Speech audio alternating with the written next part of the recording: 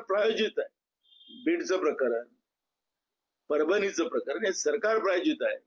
आरोपीला कसं सुरक्षित करता येईल, मंत्रिमंडळात बसलेल्या आरोपींना सुरक्षित कसं करता येईल, हा प्रयत्न हे सरकार करते आहे. हे आरोप्यांना वाचवणारं सरकार आहे, गुन्हेगारांना वाचवणारं सरकार आहे. आणि म्हणून तुम्ही ज्या वाल्मिक कराडच्या बद्दलची भूमिका मांडताय ते कसा बाहेर निघणार.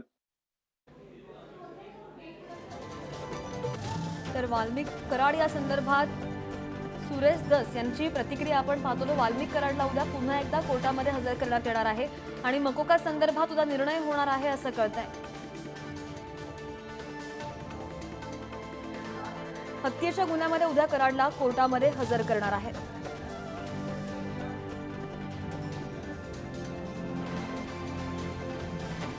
आणि वाल्मिक कराडची पुण्यामधल्या एफसी रोडवर कोट्यावधी रुपयांची प्रॉपर्टी सापडल्याचा आरोप आष्टीचे भाजपचे आमदार सुरेश धस यांनी केलेला होता.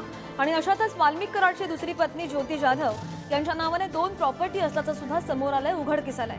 आणि त्यामुळे आता चौकशी करावी अशी मागणी होतीये.